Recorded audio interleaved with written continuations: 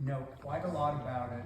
I think they captured the atmosphere of how everything is slowly deteriorating in a very interesting way. It just brings you in it and you feel how it was. And the same Adrian Brody, if you're interested, there's a play on Broadway called Waiting for 13, where he plays. He's very good at that. The reviews were mixed. And that brings you to the world of somebody who was unjustly incarcerated for many, many years until they got him out. So all these are social and historical issues that I think the art can do it. And if you think of, paintings, Guernica by Picasso, for example, is extremely effective on these issues.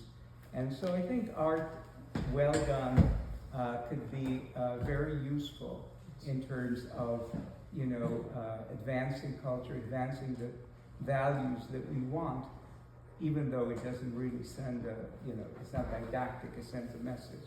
And by the way of new plays, I also agree with you, there are new playwrights that write very interesting plays. There's a play called Spare Parts off Broadway. If you're interested, it's very interesting. It's about somebody who wants to live forever and all the ethical issues that are involved there. It's written by a scientist who's also a playwright. One of the actors is a PhD, but also an actor. All these people are super talented. So, and we saw several others that, I think are important. So I think the arts have an important role to play, and if done well and, in a good way, it can really contribute a lot to the values and the issues we are all here, I think, interested in.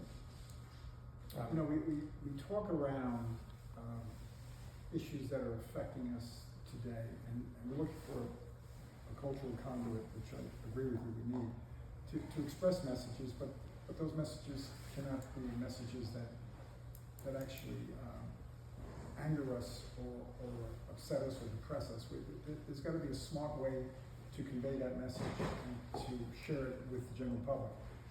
But I'll use this as an entry point for what I think is the only solution long term when it comes to our representation in this country, and it's term limits. And hear me when I express this to you and what I feel this means. The President of the United States has term limits. It's already been established. I would take his 4-year term and make it a 5-year term times 2. Let him be in office for 10 years. Everything's global now. We need some additional time when it comes to the issues that are affecting us, especially the United States, in terms of its view and its involvement worldwide. I would make U.S. senators a 4-year term, not a 6-year term. That was the aristocracy that established that term. You were appointed by the governors of the states, and that was your cushion job. Most people in this country, if you said to them in a poll, and they've done these polls, who is your U.S. senator, unless it's 2 years before his re-election, most of them have no idea who you're talking about. So that should never be a 6-year term. It should be a 4-year term. U.S. senators should not have more years in public office than the president, and it should be a 2-term limit. Congress should not be 2 years. That's absurd. I was a mayor of a municipality that had a 4-year term. You have your congressional representatives running for office every other year, constantly, where they're selling a part of their soul to lobbyists and special interest groups, and that's why nothing ever gets done. It's got to be a 3-year term times 2. Now let me tell you why the odd configuration on the congressional seat would be magnificent, because now a congressman or woman in the state of New Jersey could challenge a U.S. senator running for re-election without worrying about losing his or her seat, because that congressperson would be in an odd year configuration as opposed to the even year. They did that intentionally, so no houses of representatives could ever challenge the U.S. senators from their home state.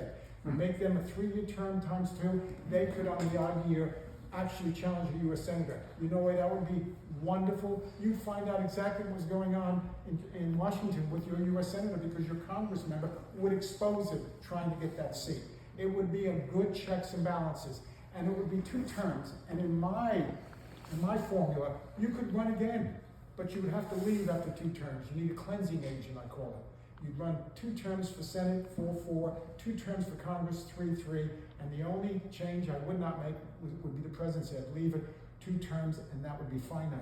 But that way, you get out for a term, and if the people in your district decided they wanted you back because who replaced you was horrific, you can then ask for that person back. But you need the cleansing agent to clean the system out. The system is hopelessly corrupt and hopelessly wasteful. So that's what I'm leaving with you for tonight. Just